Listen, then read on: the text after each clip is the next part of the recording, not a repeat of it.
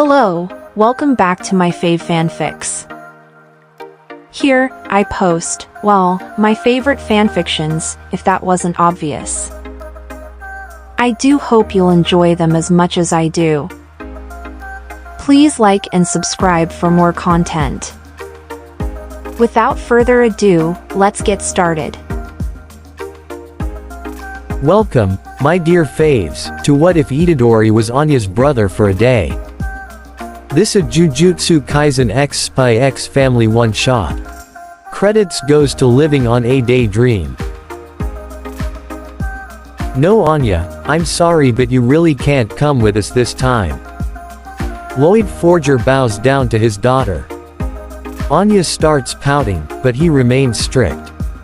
I told you already it's too dangerous for you. And the last thing I want is for you to get hurt. Do you remember that one time when you got kidnapped by these bad guys? I was so worried back then. Anya reluctantly nods as she comprehends the worries of her father. However, Lloyd softly smiles at his daughter and pats her head. The fact that Anya trusts him and you're that much still melts his heart sometimes. They are a family thrown together by unusual occasions, but still they feel like a true family. A family he never dared to wish for before Anya and Yor had entered his life. But I'm sure you will have a very wonderful day anyway. I asked a friend of mine if he could take care of you today and he joyfully agreed. He also fights bad guys, just like your dad. Anya's eyes begin to sparkle of excitement. Then he can tell me super cool stories about how to beat up villains, right? She squeaks. Her father starts laughing at her passion. I'm sure of that, sweetie. After packing a small bag for Anya filled with water, some peanuts and a few sanitary items, the two enjoy a relaxing car ride together. The music box blasts a hype playlist made by Anya herself, including all of her favorite summer songs, to which she excitedly jumps in her seat. Therefore the time quickly flies by until a large school campus appears on the left side of the road. After parking the car, Lloyd and Anya walk towards a mighty-looking gate where a tall man with roughly snow-white hair is waiting for them. Hey Satoru, good to see you, buddy. Lloyd greets and they share a brotherly hug. With curiosity, Anya looks up to them. She finds her father's friend very funny. His dark sunglasses make him look really badass, but his thoughts are mirroring only kind-hearted feelings. Anya instantly likes him. So this is your wonderful daughter. What a lucky man you are. I never thought you would be the fatherly type, to be honest, but it really suits you. The man kneels down to Anya and gives her another bright smile. Welcome to Tokyo Jujutsu High, little sunshine. My name is Satoru Gojo. Anya politely shakes his hand and smiles back at him. But simultaneously a question rises in her mind which makes her turn to her father, slightly confused. Dad, didn't you say he fights bad guys too? Then why are we at a school? Her father starts laughing and caresses her head. Yes, sweetheart, Satoru is a teacher, but he also fights villains. In fact, he is a sorcerer who also trains young students to become strong sorcerers themselves. Anya's eyes light up at the word sorcerer. Like Harry Potter. Now it was Satoru's turn to burst into laughter. Not exactly little sunshine, though it's an interesting comparison. Think of it like this. Just like your dad keeps track of the human baddies, I take care of some supernatural baddies. A cute screech escapes Anya's lips. So exciting. Lloyd smiles blissfully, watching his daughter's joyful reaction. Then he turns to Satoru again. Thank you so much for taking care of her today.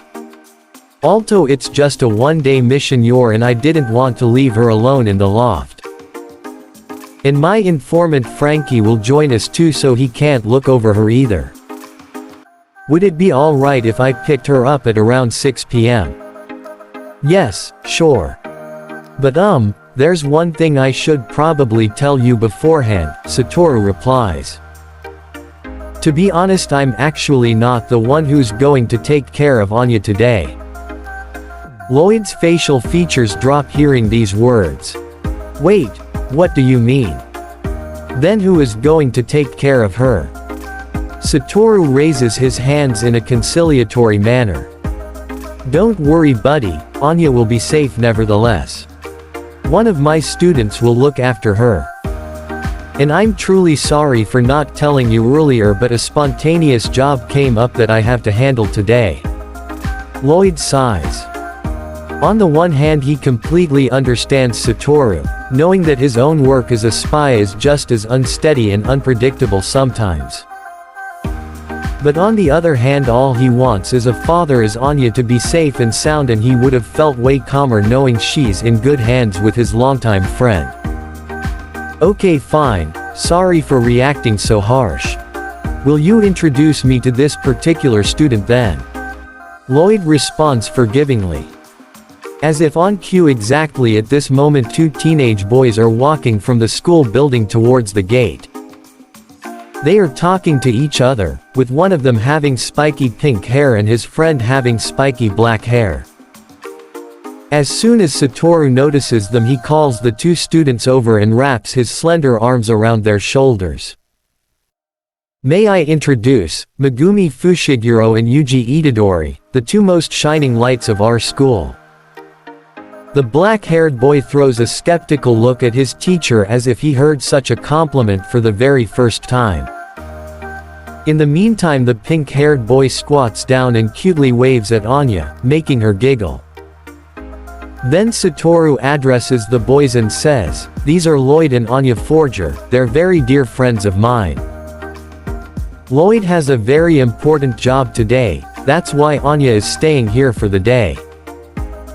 Megumi, I will need you to join me for the special grade course later, but I thought maybe you could look over Anya today, Yuji." Yuji Itadori, the pink-haired student, gets up again and agrees with a warm smile. Then he turns to Lloyd and politely shakes his hand. "You have a very adorable daughter, sir. And I promise you that she will be absolutely safe here. I'm really looking forward to spend an exciting and amazing day with her." Somehow the grin that supports the boy's words reminds Lloyd of his own daughter. Especially the honesty in his eyes and his kind behavior promise Lloyd that Anya will be in very good hands. Looking down at his daughter, Anya seems equally excited to spend her day with Itadori. "Okay, sweetheart, then I will go fulfill my mission and afterwards I will pick you up again. Enjoy a fun day!" Exclamation mark. Quote. Lloyd gives his daughter a soft kiss on the hair before he says goodbye to everyone and walks back to the car. However, Anya walks straight up to her new babysitter, and when Itadori reaches out his hand to the little girl, she happily holds onto it. Satoru and Megumi leave for their own jobs soon after, which leaves Itadori and Anya standing alone under the tall school gate. "Do you want me to show you around?" Itadori asks. When Anya nods as a reply, they both enter the school ground, and the older one takes his time to make the school tour as exciting as possible. Generously, he shows Anya all of the different buildings and classrooms. He even adds some funny little anecdotes about his classmates or teachers whenever he can think of one, which make Anya giggle each time. Seeing her being so joyful because of him makes Itadori smile softly. He had always thought about what it would be like to have a little sister, so Anya's cute reactions make his heart fill with warmth. Slowly the sightseeing tour comes to an end and they both exit the main building again. Suddenly Itadori gets an idea what they could do next. "Hey Anya, are you up for playing some catch? If you are able to catch me, you will get a surprise." He smirks at her jokingly and Anya instantly gets excited too. So without any further ado, they both start running over the entire campus and Anya chases the older one with a big smile on her face. Anya's speed is very impressive, but because Itadori naturally runs faster considering his age and training, he makes sure to slow down just a little bit whenever he notices he's getting too far ahead. But nevertheless, they both have extremely much fun together and enjoy their time. The chase leads around the entire schoolyard to the sports ground and back. The more they run, the louder their laughter becomes. Finally, Itadori gets slower because all the laughing makes it too hard to focus on running. That's when Anya takes her chance and pokes his waist with an excited glow on her face. "I got you, brother." But being out of breath from the running herself, the poke is followed by an entire Anya tumbling against Itadori. Itadori smiles at the little girl leaning against his body as he caresses her head. The fact that Anya just called him brother visibly touches him. "Well done, you won!" Exclamation mark. Lightning McQueen would truly be jealous of how fast you can run. "Come on, get on my back, I will carry you to your reward." Carefully, Itadori kneels down and helps Anya to climb on his back. Then he gives her a piggyback ride back to the school building. Itadori walks straight to the first floor, and when they eventually enter a kitchen-like room, he lets Anya climb off again. She sits down on a wooden chair and curiously looks at him, waiting for her reward. Finally, Itadori opens one of the kitchen cabinets and grabs a pack of toast. When he turns around to Anya, he gives her a big smile. "Do you like peanut butter sandwiches?" In an instant, Anya's eyes widen and sparkles of joy encircle her face. "I love peanuts!" Exclamation mark. "Wait, I have even more peanuts in my bag, I will go get them!" She screams excitedly. Before Itadori could reply anything, Anya jumps up and runs out of the room to get her bag that was still placed in the entrance hall of the school. Itadori happily giggles seeing her this enthusiastic. When Anya returns with a tiny purple lunchbox, Itadori has already covered 4 toast with a generous amount of peanut butter. Anya reaches out her hand right away to give the older one her lunchbox, but instead Itadori simply lifts her up so she can look over the kitchen corner herself. Peanut after peanut drops on the 4 toast slices until Anya signals that the box is empty, and Itadori gets her back on the ground. "Well done, little peanut. Now we can enjoy them." He folds up the slices to 2 sandwiches and cuts them into smaller pieces. Then he and Anya sit down at the table together and take a sandwich piece each. Enthusiastically, they start eating and celebrate their well-deserved crunchy reward. Anya cutely wiggles with her feet every now and then. After some time, the little girl speaks up. "Can you tell me more about these supernatural villains you and your friends fight against?" She straightens herself on the chair and supports her question with impressive punching moves that she learned from her mom Yor. Itadori giggles. Hold on, you're going to make me feel small with all these fighting skills you have." Anya smiles proudly. Itadori, on the other hand, begins to think about her question more profoundly. He's never taught the world of curses to a 6-year-old, but at the same time he doesn't want to leave Anya unsatisfied by ignoring her question. "Well, that's gonna be interesting." A familiar voice rises in Itadori's mind when suddenly Sukuna, the cursed spirit who resides in his body, becomes more present. While completely ignoring the interruption, Itadori starts looking for the right words. "Okay, so we fight enemies that are called curses. Curses appear when many people feel very bad feelings at the same time. And they try to put people into chaos. But don't worry, sorcerers like my teacher Gojo, my friends and I are taking care of them so they can't hurt anyone." He tries to give Anya a calming smile, afraid he already said too much. "Oh my god, that's really all you have to tell her?" That's a damn softened and pampered explanation. Tell her more about our powers, tell her how much malice we bring to all of these pathetic humans that don't look further than their own little box of actions. Tell her about all of the murders, the harm and the cruelty in society that exist because of our doing. Or even better, let me tell her. I bet that little girl would be delighted to meet me, Sukuna the king of curses. Whereas Itadori is used to Sukuna's talking and opinions, Anya instantly gets goosebumps reading Sukuna's thoughts.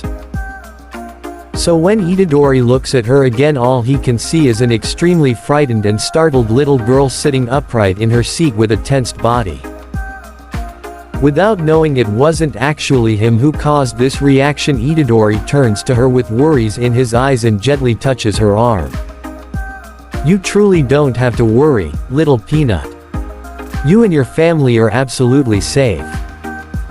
And if you ever observe something that feels wrong or unnatural to you, you can always call up your brother Itadori and I will be there in less than a second to help you. Slowly Anya relaxes a little bit again. And when suddenly Megumi walks into the room with 3 ice cream cones in his hand, she already feels way better focusing on this nice distraction. Ah, there you are. I thought I heard your voices from the floor outside. Gojo and I are back from our mission already, so I thought I could make your day just a little bit sweeter and bought some ice cream at the kiosk down the street. Megumi speaks softly and joins them at the table. With a smile he reaches out his hand to let Anya choose first. Without having to think, the little girl grabs the chocolate-flavored cone and starts licking the sweet and creamy refreshment. Itadori feels truly relieved noticing how Anya seems to be more lighthearted again. Then he gladly takes the strawberry-flavored ice cream cone and leaves the 3rd vanilla-flavored one to Megumi, knowing it's actually his friend's favorite. While eating the ice cream, Megumi asks Anya and Itadori about their day, so they laughingly tell him about their funny little tour through the school and their exciting running competition. I was so fast, I would have beaten Lightning McQueen. Anya adds. Thereupon Megumi gives her a soft look and nods supportingly. I'm absolutely sure of that, Sunshine. I wish I would have been there myself to watch you win, he responds. His statement fills Anya's heart with utter satisfaction and she leans back on her chair. Suddenly a knocking sound interrupts their conversation and with a bright smile Lloyd Forger enters the kitchen. Dad! Anya shouts excitedly. Lloyd walks up to the table and when Anya jumps into his arms he joyfully lifts her up and lovingly hugs his daughter. Hello, sweetheart. Did you have a nice day? He greets her. Anya nods in excitement. It was so much fun and Itadori is the best brother I could ever have. Itadori slightly blushes when he hears Anya say this. Then Lloyd turns to him and thanks him again for taking care of Anya. It truly was my pleasure, Mr. Forger, Itadori replies while shaking his hand. And if you ever need someone to take care of Anya again, please don't hesitate to call me. I would love to spend more time with her in the future. Suddenly Anya lets go of her father's hand and walks over to first hug Megumi and then Itadori. When she softly snuggles her head into Itadori's neck, Anya's heart is filled with pure comfort. Meanwhile also Itadori feels deeply touched by the little girl's love and he is more than grateful knowing that he gained such a wonderful little sister today. Unfortunately, this part is over. I hope you enjoyed it. My apologies for all those quotes. Please have a good morning, afternoon, evening, or night. See you next time, my dear faves.